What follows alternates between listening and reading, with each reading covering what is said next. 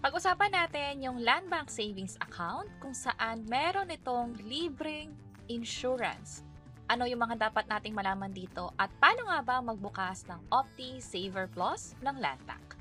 By the way, kung first time mo sa channel na to and gusto mo pa ng mga online tutorial videos katulad nito, please click the subscribe button. Pwede mag-open ng bank account sa Land Bank at ang maganda dyan ay libre lang yung insurance. Hindi mo na kailangan magbayad buwan-buwan para sa coverage mo for insurance. Instead, dito sa Opti Saver Plus, libre na siya at ang minimum balance nga pala niya ay 50,000 pesos. Yes, medyo malaki yung maintaining balance niya, pero napakarami namang benefits at pwede mo rin i-check kung para sa'yo nga ba ito. Ang isa sa mga pwedeng paggamitan nito ay halimbawa nag-iipon ka ng emergency fund. Alam mong hindi mo gagalawin yung pera, pinang-iipon mo yon just in case na merong magkasakit, dun lang siya magagalaw. Pwedeng nakatago muna siya sa Land Bank ng Opti Saver Plus, kung saan nag-offer din ito ng mataas na interes. Ibig sabihin, hindi nakatenga yung pera mo sa bank account na hindi kumikita. Habang nakasave yung pera mo dito sa Opti Saver Plus, kumikita rin ito, depende na rin sa laki ng naipon mo na o yung perang nasa loob ng bank account na to. At tulad ng sabi natin kanina, may libre nga itong insurance. Ito yung mga mahalagang detalye na dapat nating malaman. Ang interest rate niya ay pwedeng umabot ng 4% per year, pwedeng i-withdraw anytime, at may libre ngang insurance. Tungkol nga pala sa interest, linawin natin na ito ay naka-tiered interest. Ibig sabihin, depende sa laman ng bank account. Doon din nakadepende kung gaano kalaki yung interest rate. Pwedeng mula 1% hanggang 4%.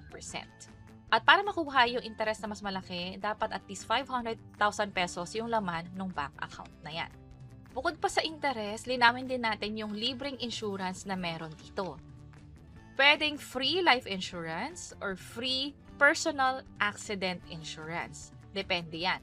Pero kung ang laman ng pera mo o yung maiipon mo dito ay lalagpas sa 20 million, parehong coverage pwedeng makuha.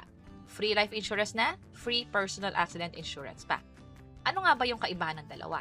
Sa life insurance, kung sakaling namatay yung pinaka-owner ng bank account, doon makakakuha ng insurance. Yan ay kung namatay lang. Kung na-aksidente, hindi pwede. Doon naman papasok yung personal accident insurance. Ibig sabihin, kahit nabuhay, nagkaroon ng disability dahil doon sa aksidente, pwede na makakuha kaagad ng insurance dito sa Opti Saver. So, mamimili ka whether life insurance ba ang kukunin mo or personal accident insurance.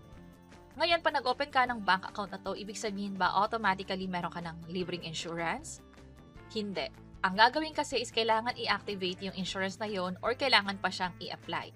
Ang gagawin ninyo, mag-fill out kayo ng form, pupunta sa branch, at mag-submit na rin ng requirements.